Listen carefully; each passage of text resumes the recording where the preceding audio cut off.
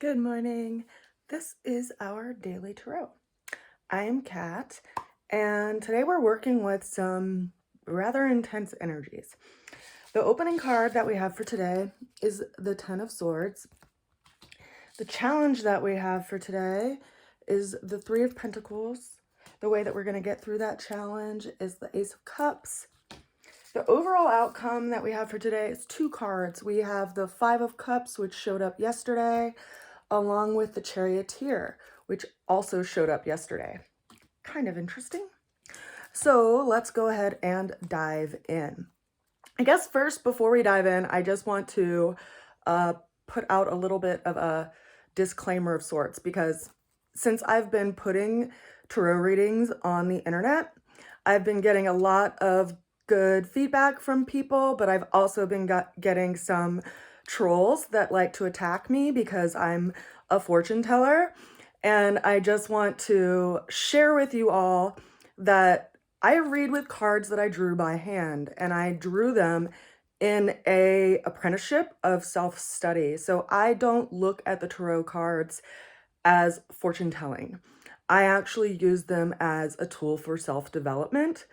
And in that way, when we draw cards or pull cards, we can see an aspect of ourselves being reflected in that card and learn from it with a little bit of detachment, so that we're not feeling identified by the card, but we can see our own story within the card itself and learn from it. So with that said, they are, for me, really powerful tools of reflection, and it's not fortune telling. At least that's not how I approach it. I didn't enter into this study from that vantage point. So there you go.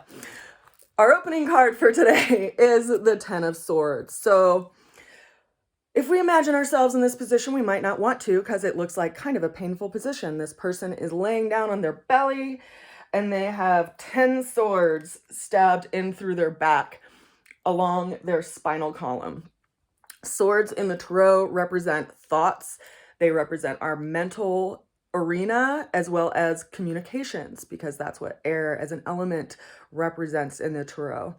So it's really hard to get anything done when we feel like this, when we're imprisoned by our thoughts and we are immobilized by our thoughts. It's kind of like waking up with such a heavy depression that the cloud just can't be lifted. And while I've been, cruising through social media in the last couple of weeks, I've seen that this has been really prevalent in our communities, that people are really starting to fall down into depression.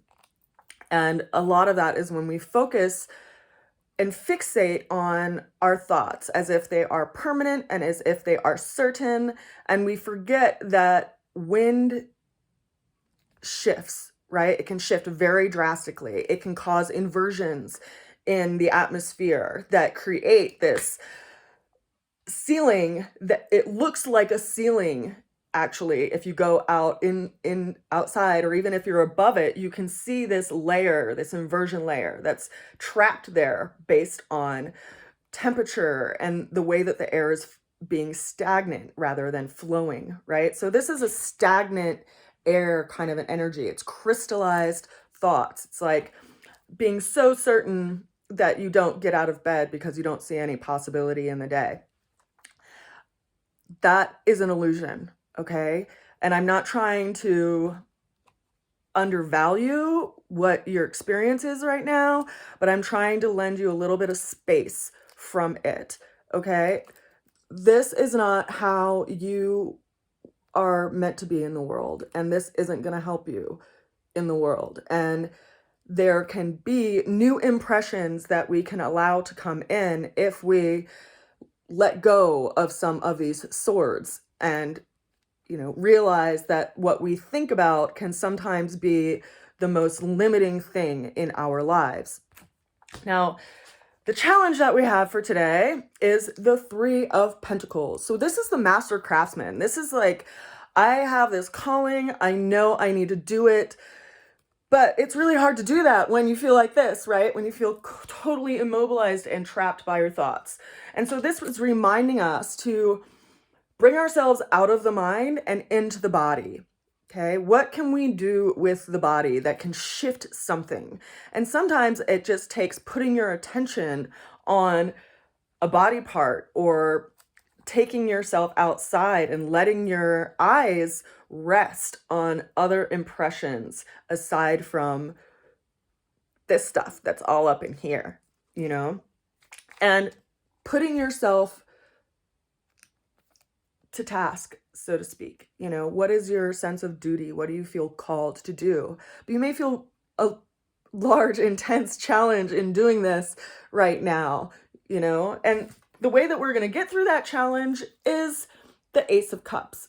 Okay, this is to be vulnerable. This is to be open to a situation and to be open to new experiences, new emotional experiences. Because if we're certain in what if we're so certain in our mind as far as limitations, we're not going to get out there in the world, and we're not going to be open to new experiences. And yet, this is what we have to do. We have to be open. We have to open ourselves up to something bigger than what we put in our experience through what we focus on in our life. Now, the ultimate outcome for today is the Five of Cups combined with the Charioteer. So first the Five of Cups came out, and then I actually asked for a little help for all of us because we got this card yesterday. We got this card yesterday too. But let's talk about this. So if you're stuck in this place, which is looking at loss, looking at the things that didn't work out, and this could be in a lot of different chapters in our emotional arena. It could be loss of a loved one. It could be loss of a project, or loss of a job, or loss of something that felt really nourishing to us emotionally. And that's where our eyes are cast, similar to kind of this card. These cards are pretty low energy cards, right? And yet what is so important for us to consider is that there are these two cups that are behind us. There are more experiences in life that we are being called to participate in. And the Charioteer, I believe, showed up because it's reminding us that we are in control of our carriage. We are the ones who have to drive ourselves in a new direction and to pull in the reins in our lives if we feel ourselves going down this path. Okay. And I realize that some people are like, whatever, Kat, that's easier said than done. Okay. I get it. You know what? It's actually something that you can do. It's something that you can apply yourself with your body. You know, if you feel stuck, if you find yourself going in the same routine and walking in the same trenches mentally and emotionally, and it's like this pattern, upset the pattern, you know, introduce a walk into your day in the morning. Start writing in the morning and getting it out of your body, and, you know, taking it to a safe place or a wood stove and burning it so that those things can be released and you can set a space open for something else to come in. We have to have some kind of observational quality in ourselves to see when, you know, maybe our carriage gets pulled in the wrong direction and we have to pull in the rein and come back and take a different point of view and point it in another direction. You know, it's us, each one of us, that is in control of our reins, and it's only us that's really sober to what experiences we're living in, both externally and internally, right? Because in the social media world, people can paint any picture that they want. But what is most important is the picture that you are painting for yourself. So we're going to have to let go of some of these swords if we want to be able to open up to this cup. And we're going to have to let go of some of those swords if we want to grab a hold of the reins of our lives. I send you all a good wish. I believe in you, and I know that we can get through it.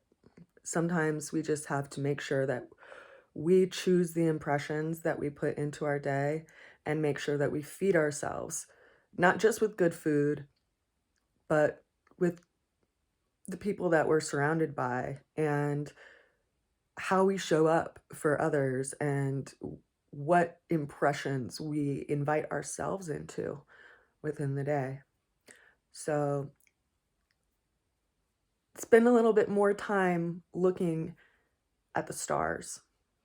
Spend a little more time taking in nature. Spend a little more time sharing time with people that nourish you, because it will help to give a little bit of range to the perspective that we're sitting in. I love you so much, and I'll see you again soon. Bye for now. Mwah.